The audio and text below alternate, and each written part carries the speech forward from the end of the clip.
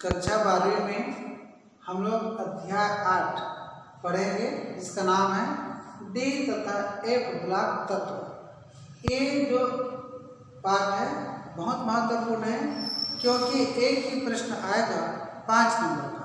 इस नाम से इस पाठ को बहुत बारीकी से समझना है और दिए गए प्रश्न उत्तर को हल करना है आपको।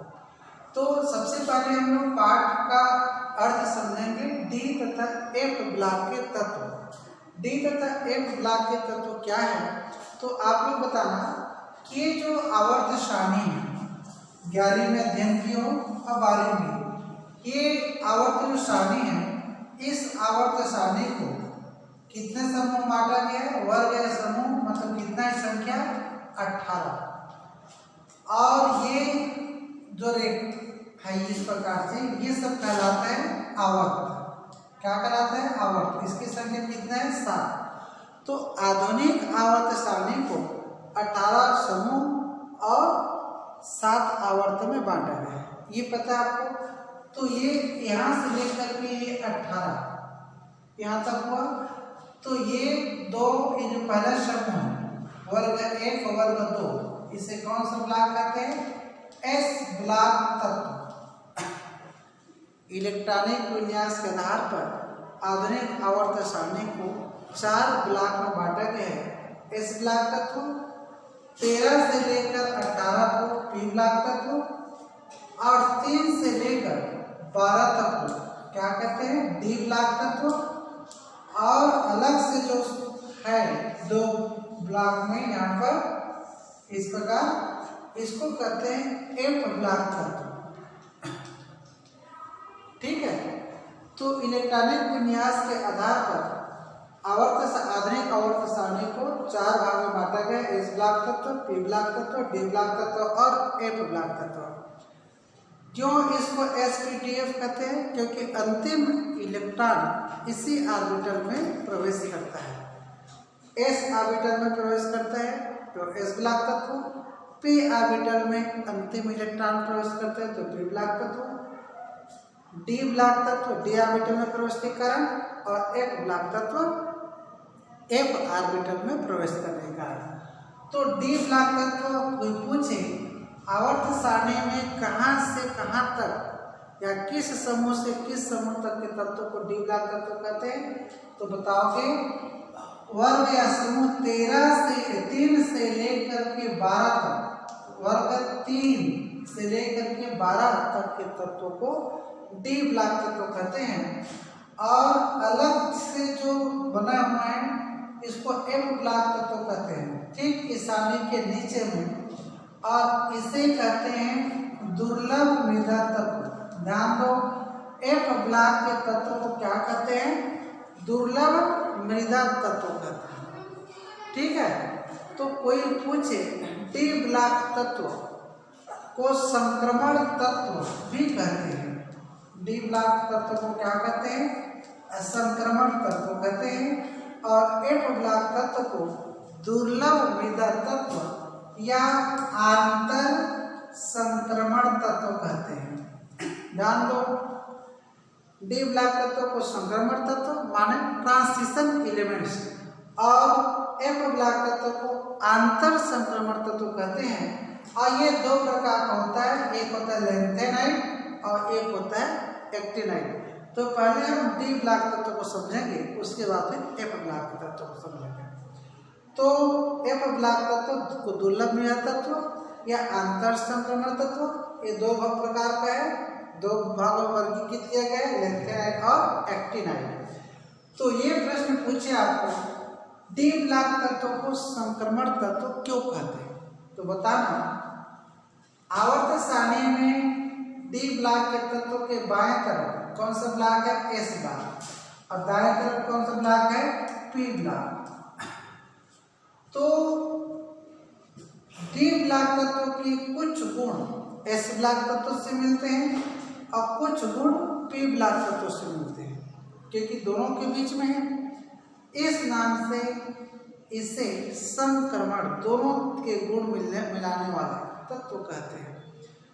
एस ब्लॉक तत्व सामान्यतः प्रबल धन विद्युतीय होता है। मतलब इलेक्ट्रॉन प्रदान करने वाला। और पी ब्लॉक के तत्व सामान्यतः विद्युत ऋणी होता है, प्रबल विद्युत ऋणी होता है। तो इस कारण भी दोनों के गुण मिलने के कारण या दोनों के गुण प्रदर्शित करने के कारण डी ब्लॉक तत्व को संक्रमण तत्व भी कहते हैं। ठीक है, ये परिभाषा और शीर्षक पाठ समझने के बाद हम लोग चलते हैं कि अगर प्रश्न पूछे कि डी ब्लॉक तत्व या संक्रमण तत्व की और साधारण परिभाषा बताओ, तो बताना कि वे तत्व जिसके दो बाहरी कक्ष अपूर्ण हो, बाहर के दो कक्ष, बाहर वाला भी और उसके अंदर वाला भी, दो कक्ष, दो बाह्य कक्ष अपूर्ण हो तो भी उसे डी ब्लॉक तत्व या संक्रमण तत्व कहते हैं। तो एफ ब्लॉक तत्व में बताना 3 बाहरी कक्ष अपूर्ण होता है, बाहर, उसके नीचे, तो इसे दुर्लभ निधन तत्व या आंतर संक्रमण तत्व या एफ ब्लॉक तत्व कहते हैं। ठीक, अब इसमें एक चीज आपको जानना है कि इन तत्वों के अंतिम कक्ष में एस ऑर्बिटल, एक मतलब 1 2 3 4 भी हो सकता है ना, कक्ष की संख्या है। एस ऑर्बिटल में 1 या 2 इलेक्ट्रॉन ही होते हैं, 1 या 2 इलेक्ट्रॉन, जबकि अंतिम इलेक्ट्रॉन n-1 इस डी ऑर्बिटल में कितना हो सकता है, 1 से लेकर 10 इलेक्ट्रॉन तक प्रवेश करते हैं। तो ये जो सूत्र है ये संक्रमण तत्व का सामान्य सूत्र भी कहलाता है। ठीक है, अब आपको पूछे प्रश्न कि संक्रमण तत्व के 4 गुण या विशेषताएं लिखिए। संक्रमण तत्व के 4 या 5 गुण या विशेषताएं लिखिए। तो बताना सबसे पहले कि सभी संक्रमण तत्व धातुएं होती हैं, हो गया। दूसरा, सभी संक्रमण तत्व उत्प्रेरकी गुण दर्शाते हैं। क्या बताया है, सभी संक्रमण तत्व क्या होते हैं, धातुएं होती हैं। सभी संक्रमण तत्व क्या दर्शाते हैं, उत्प्रेरकी गुण दर्शाते हैं। तीसरा, लगभग सभी संक्रमण तत्व मिश्र धातुएं बनाती है। चौथा, परिवर्ती संयोजकता प्रदर्शित करते हैं। संक्रमण तत्व परिवर्ती संयोजकता या परिवर्ती ऑक्सीकरण अवस्था ये प्रदर्शित करती है। पांचवा देख सकते हो, इनके आयन या यौगिक कैसे होते हैं, सामान्यतः रंगीन होते हैं। क्या होते हैं, रंगीन होते हैं। और देख सकते हैं छठवा, संक्रमण तत्वों में संकुल या जटिल निर्माण की प्रवृत्ति होती है, संकुल या जटिल बनाने की प्रवृत्ति होती है।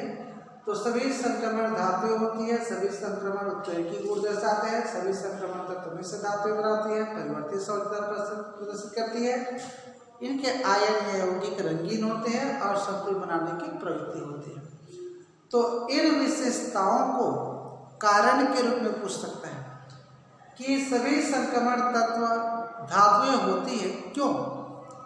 तो बताओ कि बाहरी कक्ष से इलेक्ट्रॉन त्यागने के कारण ये सभी संक्रमण तत्व धातु प्रकृति होते हैं।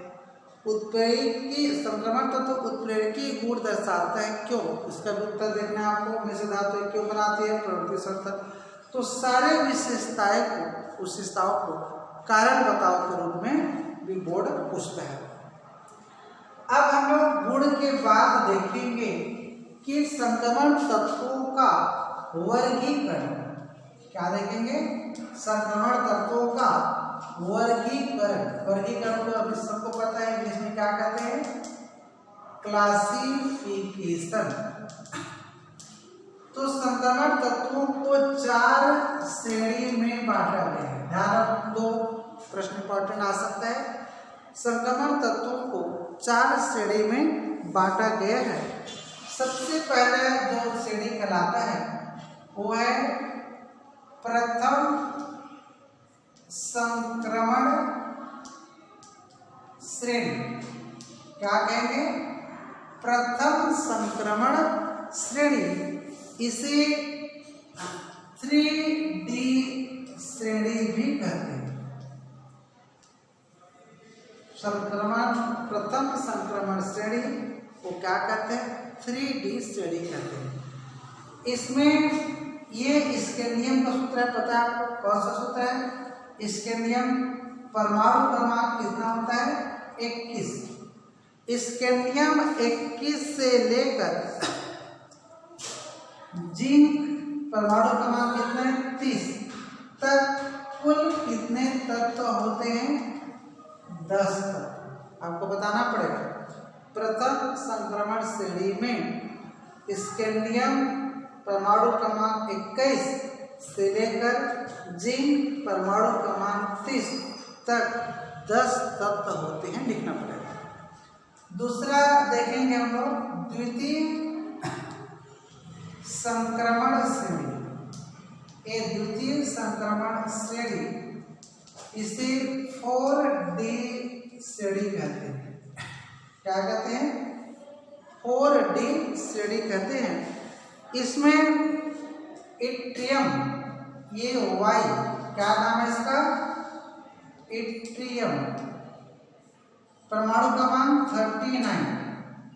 इट्रियम 39 से लेकर कहाँ तक? एक कैडमियम के सूत्र जानते हो आप लोग? कितना है परमाणु क्रमांक होता है? 48। यहाँ तक करके कितना तत्व होता है? 10 तत्व। प्रथम संक्रमण श्रेणी कहाँ से कहाँ तक देख लिए? द्वितीय संक्रमण श्रेणी 3D में इलेक्ट्रॉन आखिरी जाता है, 4D में आखिरी इलेक्ट्रॉन जाता है।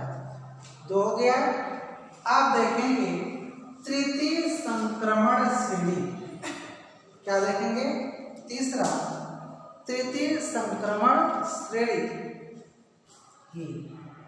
तृतीय संक्रमण श्रेणी। तृतीय संक्रमण श्रेणी को 5D श्रेणी भी कहते हैं। तृतीय संक्रमण श्रेणी क्या कहते हैं? 5D श्रेणी कहते हैं। इसमें ये La नाम पूछे तो बता देना। इसका नाम है लेंथेनम। क्या नाम है? लेंथेनम। परमाणु क्रमांक है 57। लेंथेनम 57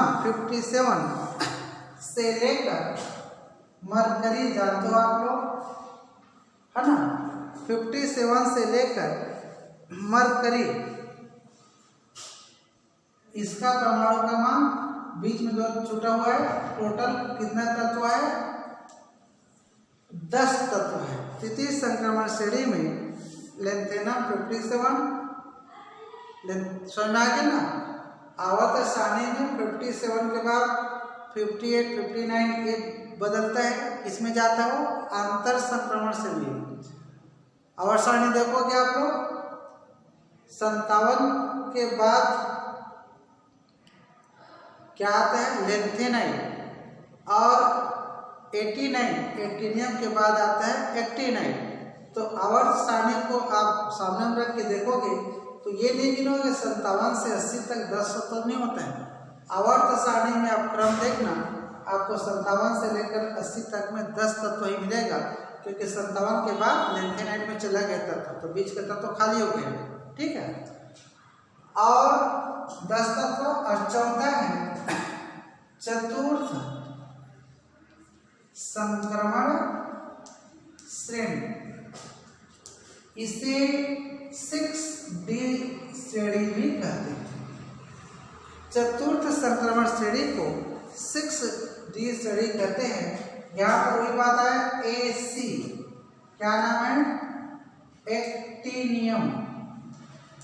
89 परमाणु क्रमांक, एक्टिनियम के बाद 89 में बदला है नीचे, तो एक्टिनियम से लेकर, है ना, एक्टिनियम 89 से प्रारंभ होकर आगे तक जाती है, किंतु परमाणु क्रमांक 90 से 103 तक के 14 तत्व एफ ब्लॉक तत्व कहलाते हैं। ध्यान दोगे 89 के बाद थोड़ा सा आगे जाएगा, फिर नीचे के सभी तत्व 89 कहलाते हैं, उसको एफ ब्लॉक तत्व में हम लोग रखे हैं। तो इस प्रकार से संक्रमण तत्व की परिभाषा, उसके सामान्य सूत्र, उनके गुण और उनके श्रेणी, कितने श्रेणी में बांटे गए, यहाँ तक अध्ययन किए हैं। अब हम लोग देखेंगे इसमें कारण बताओ। तो नेक्स्ट पीरियड में 5 नंबर का है, एक ही प्रश्न आएगा। तो एक प्रश्न में जरूरी नहीं कि निबंधात्मक आ जाए, 2 कारण बताओ भी आ सकता है। इस नाम से इस प्रश्न पाठ को बहुत सजगता से पढ़ोगे आप लोग, ताकि पूरे 5 में 5 नंबर आप सभी प्राप्त करो। धन्यवाद।